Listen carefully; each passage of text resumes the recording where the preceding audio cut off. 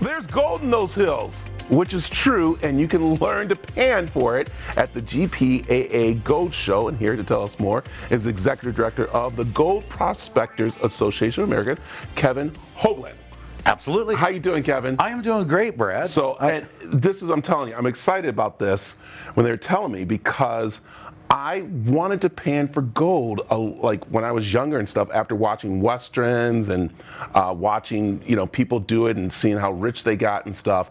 And I guess I never did it, but this is your opportunity to learn how to pan. Absolutely. And to learn where to pan here in Arizona. And is there still gold here? There is so much gold in Arizona, and people they're really unaware of it, because the history has been really all about the copper and different things like that.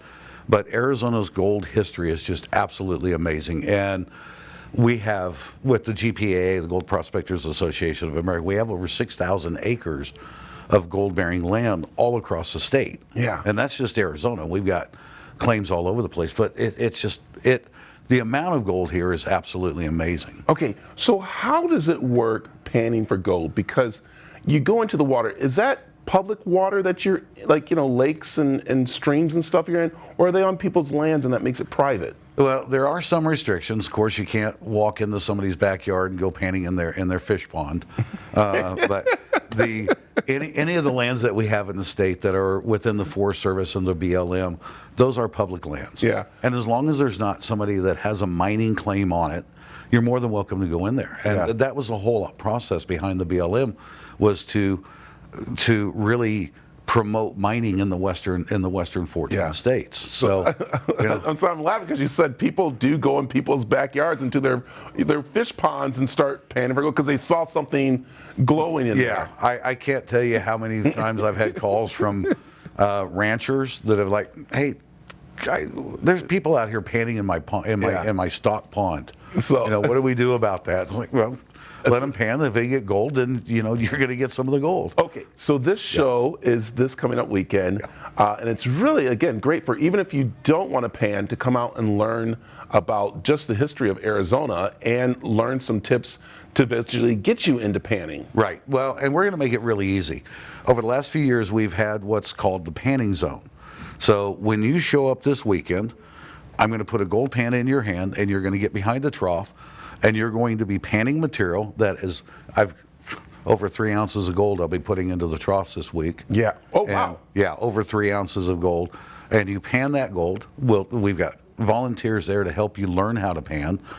And then whatever you find, you get to keep. So amazing. And everybody was wondering about this one picture that I want to put up here. And again, Kevin was very surprised that I knew what it was when everyone didn't. But this is modernized. But what they do is they take the rocks and the whatever, and you put it in this machine, and it stirs it, and it breaks down what is the important stuff out of it. Right. But before, it used to be done by hand.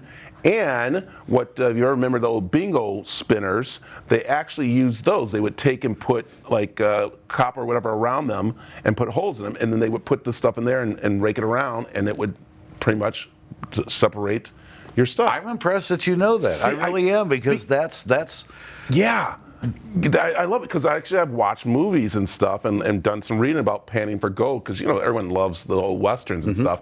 And one I find out more and more is that there's actually sometimes more gold buried in certain areas where people have panned than there are in the water, because they buried it to hide it from crooks and the banks and stuff. Right. And so then that starts to wash away and pushes it back into the water. It does. It does. Especially when we talk about back in the old days, where they had to find dust. Yeah. And they would bury those dust particles and things like that, and that stuff would break down, and then it would concentrate into areas, and then it would move around. So you've got so many areas like that, and the history of Arizona is just amazing, of gold and so on. I could stay and talk to them all day, but we got to tell people where they can go this weekend to learn panning, and where can they do that, Kevin? This is going to be at the Arizona State Fairgrounds, the East Ag Building, which is easily accessed by McDowell Road. So coming in there, the hours are 10 to 5 on Saturday and 10 to 4 on Sunday.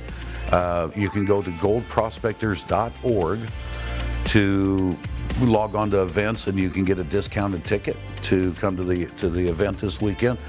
We've got seminar speakers. We've got. If you learn how to pan for gold and you hang out and you just go to some of the seminars, you'll learn a lot. I love it. I wish we didn't have to wrap up. I know, Oh my goodness. I know. 'Cause I got a camper. I go camping. Now I'm going panning for gold, living in the camper. Kevin, thank you.